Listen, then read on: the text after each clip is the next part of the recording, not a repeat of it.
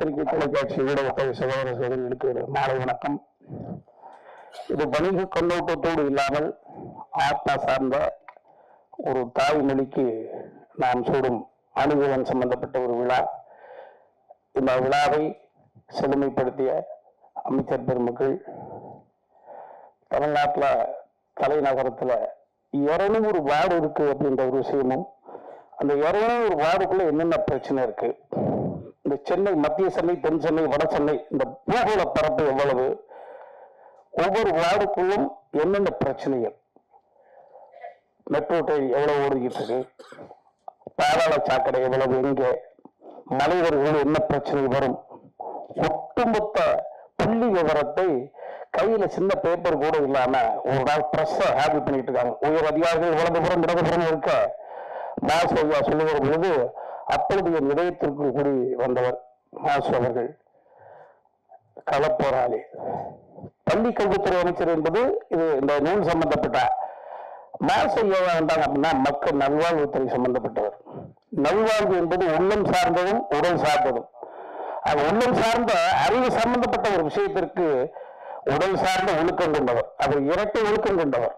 ஒற்றை தலைமை, ஒரு கொள்கை, ஒரு தத்துவம், அதன்படி நிரந்தரமாக நடைபெற்றுக் கொண்டிருந்தவர். அதுதான் அவர் உடல் ஒழுக்கத்திற்கு காரணம். உடல் ஒழுக்கம் என்பது உடற்பயிற்சியினால் மட்டுமல்ல, மனப்பயிற்சி வேண்டும். மனப்பயிற்சி தடுத்தவங்க தூக்க வரக்கூடிய அதுதான் மிகப்பெரிய அறிவு. தன்னை நியாயமாக எப்போதும் வைத்திருக்கக்கூடிய மாசு அவர்கள் கலைஞர் அவர்களுக்கு பிள்ளையாக இருந்தார். இன்றைய முதல்வர்களுக்கு தோழராக இருக்கிறார். சில பேர் மட்டும்தான் நினைப்போம், எப்போதுமே அமைச்சர் வந்தா நல்லா இருக்குல்ல, அந்த மாதிரி நினைக்கக்கூடிய ஒரு சூழல்ல மாசு ஐயா அவர்கள் நடுவில் இருப்பது என்பது மகிழ்ச்சி. அடுத்து மலைக்கோட்டையினுடைய செல்லப்பிள்ளை, நான் புதுக்கோட்டையில் பிறந்தவன். ஒரு அடிசனான ஒரு செய்தி, அன்பில் திருமலிங்கம் ஐயா அவர்கள் என்றால் பிரிக்கப்பட திருச்சி புதுக்கோட்டை மாவட்டம் பிரிக்கப்படாத மாவட்டத்தோடு அன்பில் திருமலிங்கம் அப்படின்னா அவர் தென்மண்டலத்து சிங்கம். கலைஞர் ஐயா அவர்களுக்கு நண்பர். பிரிக்கப்படாத புதுக்கோட்டை மாவட்டத்தில் பார்த்துட்டீங்கன்னா வீரையா, பெரியண்ணன், தியாகராஜ காடுவெட்டியார், அவர்கள் அடைக்கலம் பிள்ளை, ஜெகநாதன் பிள்ளை. அந்த ஜெகநாதன் பிள்ளை மகன் தாங்க. அன்பில் திருமலிங்கம் ஐயாவை பற்றிய நேரடி தொடர்பு கொண்டவர். அந்த அன்பில் பற்றி கதை சொல்லுகிற போது, ஒரு வீரனை பற்றிய கதை சொல்லுகிற போது பிட்டரி சொல்லியிருக்கு ஒரு 10 வயசுல எனக்கு. அப்பேற்பட்டவருடைய பேரன் என்ன நினைக்கிறீங்கன்னா, அவர் பேரை வச்சு ரன் பண்ணி இந்த பேரை காப்பாற்றுவாங்க. அவருடைய பேர் ரன். நான் தமிழ்நாட்டு அரசியல்வாதிகள் 2 பேர் திரைத்துறைக்கு வந்திருந்தா ஒன்றுமே செய்திருக்க முடியாது அப்படின்னு நான் நினைப்பேன். போன தலைமுறையில வைகோ அவர்களை நினைப்பேன். கம்பீரம், மூக்கு, அது ஒரு சூப்பர் ஸ்டாருக்கு என்ன தேவையோ அவரும். நிகழ்கால தலைமுறைக்கு நடிகர்களெல்லாம் பார்த்து நம்ம வருடம் தாழ்ந்துட்டு வரலடா, இது அத்தகையோ வந்து இன்னும் கொஞ்சம் உடற்பயிற்சி எல்லாம் பண்ணிக்கின்னு டான்ஸ் எல்லாம் கத்துருந்தா ஒன்னும் பண்ணிருக்க முடியாதா. அந்த வகையில திரை கதாநாயகர்கள் பார்த்து பிரமித்து நல்ல வேலை என்று இருக்கக்கூடிய ஆனலவன் அன்பு தம்பி மகேஷ் பொய்யாமொழி அவர்கள். அவரு ஒரு புதுக்கோட்டை மாவட்டம் பாருங்க, புதுக்கோட்டை திருச்சி 2 டிவிஷனுக்கு ஒரே ஒரு நடுநிலை பள்ளிக்கு மட்டும் ஒப்புதல் அளிக்கலாம் அப்படி என்கிற போது ராராபுரம் என்ற குக்கிராம தம்பிராம பிறந்த ஊருக்கு அதை கொடுத்திருக்காரு நடுநிலை பள்ளி, ஒரே ஒரு பள்ளிக்கூடம். அவர் சுயநலத்தோடு செயல்பட்டு இருந்தால் தலைமை தொகுதிக்கு கொடுத்திருக்கலாம், இல்ல மாவட்ட செயலாளர் என்கிற முறையில் அவர் மாவட்டத்திற்கு கொடுத்திருக்கலாம், இல்ல டெல்டா பகுதியுடைய பொறுப்பாளர் என்ற முறையில தான் சார்ந்த அந்த அந்த ஏரியாவுக்குள்ள கொடுத்திருக்கலாம். தகுதியில் தரம் தாழ்ந்து கிடக்கு வாரம் பார்த்தா புரியக்கூடிய ஒரு 10 சிற்றூர்கள் அடங்கி ஒரு சின்ன குக்கிராமத்திற்கு கொடுத்திருக்கலாம் பொழுது, இவர் நான் சட்டமன்ற உறுப்பினர் அல்ல, ஒரு பொறுப்பு அல்ல, நான் மாநிலத்துக்கு மொத்தமான அமைச்சர் என்பதை காமித்திருக்கார். அன்பு தம்பி பிரபாகர்னா அங்க இருந்து என்ன சொல்லிட்டு எங்க தொகுதி இன்னும் நிறைய அமைச்சர் சட்டமன்ற உறுப்பினர்கள் இருக்காங்க. ஆனால் அமைச்சர் பெருமக்கள் என்பவர்கள் அவர்கள் தொகுதிக்கு மட்டுமல்ல, இந்த மாநிலத்துக்கு சொந்தமானவர்கள்.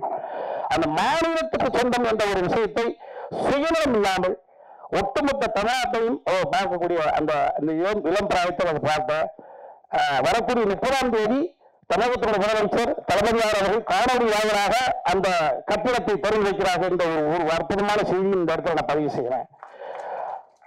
அந்த வகையில அந்த குக்கிராமத்தில் பிறந்தவன் என்ற முறையில தனிப்பட்ட முறையிலும் என்னை வணங்குறேன் தம்பி. எங்க ஊருக்கு நீங்க அந்த பள்ளிக்கூடத்துக்கு அனுமதி கொடுத்து கட்டணம் போட்டு இன்னைக்கு அன்னைக்கு நடுநிலைப்பள்ளி அங்க ராராபுரம், தமிழிப்பட்டி, ராராபுரம் காலனி, குளமங்கலம், கும்மங்குடி, பரவக்குடிப்பட்டி, பனையூர், பனையப்பட்டி, 10 கூடலூர், குளமங்கலம் 10 ஊர்களுக்கு நீங்க ஒரு நல்ல விஷயத்தை பண்ணியிருக்கிறீங்க.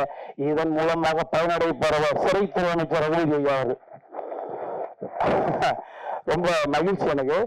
2 அமைச்சர்களை பற்றி அதை போல புரட்சி தலைவருக்கு பல பாடல்கள் எழுதி இன்றும் ஆரோக்கியத்தோடு அந்த உடல் ஒழுக்கத்தை பற்றி பேசுறோமே முத்துலிங்கம் ஐயா அவர்கள் அமர்ந்திருக்கிறார்கள்.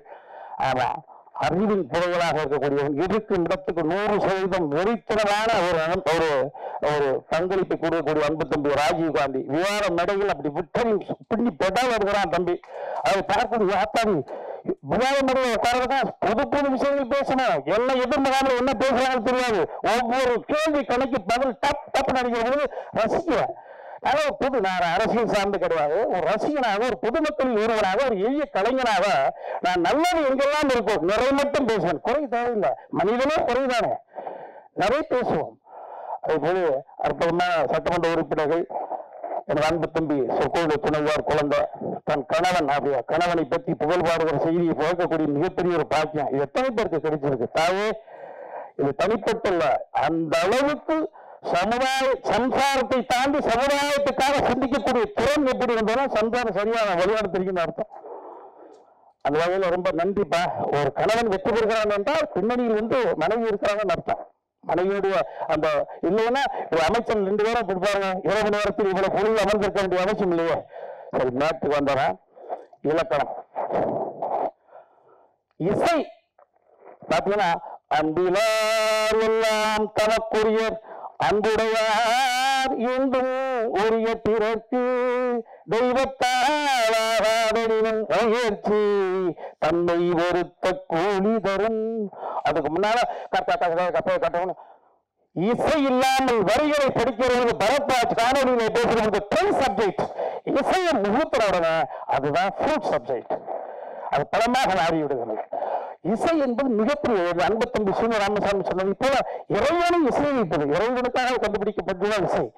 நான் அப்ப அதற்கு பிறகு பார்த்தேன் பாருங்க பாரதியார் சின்னதா இல்லை. அவர் மெட்டுக்காக எழுதியவர் இல்ல, இசைக்காக எழுதியவர் இல்ல. ஆனால் அவர் எழுதிய அத்தனையும் இசை இருந்தது. நல்லது வீணை செய்து அதை நலங்கிட பொழுதியில் எறிவதுண்டோ சொல்லடி சிவசக்தி, தான் வணங்கக்கூடிய சிவசக்தி சொல்லடி என்று அந்த சொல்லக்கூடிய தைரியம் எது கொடுத்தது? தமிழ் கொடுத்தது. தன் கடவுளை கூட என்னடி என்று கேட்கக்கூடிய தைரியத்தை வல்லமை தாராக இந்த மாநிலம் பயன்படும். பாத்தீங்கன்னா தமிழுக்கு பேர், அந்த தமிழ் இன்ப தமிழ் எங்கள் இருக்குமே. இதை பத்தி பேச 5 மணி நேரம் பேசலாம். பாரதியாரை, பாரதிதாசனை, திருவள்ளுவரை, அதற்கடுத்து முத்தாய்ப்பாக கலைஞர்களுடைய வாழ்க்கையை நான் ஆராய்ந்து பார்க்கிற பொழுது அவர் வசனம் எழுதினாலும் அதற்குள் ஒரு இசையை விட்டு வைத்திருப்பார். கோயிலில் களவு விளைவிச்ச கோயில் கூடாது என்பதற்காக, கோயில் கொடியும் கூடாமல் இருக்கக்கூடாது என்பதற்காக, பூசாரியை தாக்கின அவன் பக்தன் என்பதற்காக அல்ல, பக்தி பகல் தேசம் விடக்கூடாது சொன்ன சொல்ல இருக்கா. கோயிலில் குழப்பம் விளைவித்தேன் பின்னால் இருக்கு பாருங்க. இசை இசையோட ஒரு மனப்பாடம் பண்ணுவதுதான். அதனால மன பராசக்தி வசனங்களை இசையோ இசை பின்னணியோட அந்த மாடுலேஷன் சொல்லுவாங்க. தம்பி சீனிராமசாமி தெரியும். அந்த இசையோடு மனப்பாடம் பண்ணிதான் சத்யராஜ் சார்ல இருந்து விஜயகாந்த் சார் வரைக்கும் இங்க அந்த ஒவ்வொரு இயக்குநர்கள்ட்டையும் அந்த இசை முழக்கத்தோடு கலைஞர்களுடைய வசனங்களை ஒப்புவித்துத்தான் நாட்டி விட்டார்கள். அதற்கு காரணம் பின்னணி அமைந்திருந்த வரிகள் மட்டுமில்லை, இசையோடு உருவாக்குறது. அதை போலதான் கலைஞர் பார்த்தீங்கன்னா வரிகள் மட்டும் காகித ஓடம் கடவுளை மேல போவது மனதில் பதிவதற்கு அந்த இசை பின்னணிதான். கலைஞர் அப்படின்னு பார்த்தா நான் மாசை அவர்களுடைய வீட்டில் மகனுக்கு திருவிழா பத்திரிகை இப்ப போய் சொல்லியிருந்தேன். நான் ஐயாவை பார்த்தேன், இசையின் பின்னணியிலேயே அவர் வாழ்ந்திருக்காரு. இசையினால் அவரை 96 வயது வரை அவரை வாழ வைத்தது, அந்த தமிழை வாழ வைத்தது அப்படின்னு பார்த்தேன். அவர் இன்று முதல்வர், தமிழக முதல்வர் ஐயா அவர்களுடைய அருமை புத்திரி செந்தாமரை தங்கை, செந்தாமரை கணவன் அன்பு தம்பி சபரீசன், இருவருக்கும் இரட்டை குழந்தை பிறக்கிறது. ஒரு ஆண் ஒரு பெண். தாத்தாவிட்ட கொண்டு பேர் வைக்கக்கூடிய உரிமையை கொடுக்கிறார்கள். கலைஞர் பேர் வைக்கிறார். நிறைய பேருக்கு இரட்டை குழந்தை பிறப்பு இயற்கையோ காலமோ கடவுளோ கொடுக்கக்கூடிய கொடுப்பினை. இரட்டை குழந்தை பிறக்காது. பாத்தீங்கன்னா ஆம்பளை பிள்ளை 2 பிறக்கா. ஒரு கிருஷ்ணமூர்த்தி ரங்கராஜன் வைப்பாங்க. டேஸ்டே இருக்காங்க. காலம் பொறுத்த அரைப்படை நீ வந்து கவனிக்கலையே, அதுக்கு மரியாதை செலுத்தலையா? கலைஞர் வைக்கிறாங்க பாருங்க. ஒரு ஆண் ஒரு பெண். ஆண் பெயர் நலன், பெண்ணின் பெயர் நிலா. இப்ப எதை நோக்கி வச்சிருப்பான்னு யோசிச்சு பார்த்தேன். அந்த குழந்தைகள் வர 5 வயசு வரைக்கும் விளையாண்டுட்டு இருக்கோம். தாயும் தந்தையும் இருக்கிறது செந்தாமரை சபரீசன் எப்படி வளர்ப்பாங்க? நலா நிலா இசை பாருங்க. நலனை நலா, நிலவை நிலா. வெளிச்சம் மட்டும் தரவில்லை, இசையும் தருகிறது பாருங்க. நலா நிலா. நாளைக்கு நண்பர்களுக்கு அழைத்துக் கொண்டிருப்பார். நலா நிலா. எப்படி தொலைநோக்கு சிந்தனை! இந்த குழந்தையாரை வளர்கிற பொழுது இந்த குழந்தையை இப்படி உச்சரித்து அழைக்க வேண்டும் என்பதற்காக அந்த பெயர் சூட்டுகளிலும் கூட இசையை கலைஞர் அவர்கள் கொடுத்திருந்தார்கள். அதையெல்லாம் போகட்டும். கலைஞர் ஐயா அவர்கள் 50 தலைவர்களில் ஒருவராக இல்லாத பொழுது மேலே வந்ததற்கான காரணம் அவர் தமிழை தானாக நேசித்ததுதான். அதற்கு காரணம் வடமொழியின் சுந்தரநாத பிள்ளை. நம்மளுக்கெல்லாம் தெரியும். சரி, இன்னைக்கு பாருங்க தமிழ் தாய் வாழ்த்து. அது இன்னைக்கு பிரச்சனைக்குரிய சரி. எவ்வளவு கஷ்டப்பட்டு எவ்வளவு பாடல்களை ஆராய்ந்து குறிப்பிட்டு இந்த பாடலை தேர்ந்தெடுக்கிறாங்க. இந்த பாட்டை மேடையில பாடினாங்க. ரொம்ப மகிழ்ச்சியா இருந்தது. ஏன்னா அருகில் நிற்கிறவங்க தம்பி மகேஷ் நான் பார்த்தேன். நான் எல்லாருக்கும் பாடிடுவேன். மகேஷ் ஒரு சின்ன வீடு இல்லாம இந்த ரிதத்துக்கு ஏற்ற மாதிரி தம்பி அமைச்சர் பாடினாங்க. மகிழ்ந்த ரொம்ப மகிழ்ச்சி. வரிச்சு வசப்பட்டு அதுல நான் சுந்தரனா பண்ணிட்டு சரி தேர்ந்தெடுத்தாச்சு. இதை யார் பாருங்க? பள்ளி கல்வித்துறை சம்பந்தப்பட்டது. உயர்நிலைத்துறை, பள்ளி கல்வித்துறை. எங்க இளம் பிஞ்சுகளில் நெஞ்சுகளில கொண்டு ஒட்ட வைக்க வேண்டும் என்றால் இசை தேவைப்படுகிறது. ரா விட்டுல பரத்ரா சொன்ன ட்ரை சப்ஜெக்ட் சொன்னாரு. ராவா விட்டுல அதுக்கு ஒரு இசை வடிவம் கொடுத்தாரு. நீராரம் கடமுடுத்த நிலமடந்தை எழிலும் குழந்தை சொல்றாங்க. அர்த்தம் தெரியாது.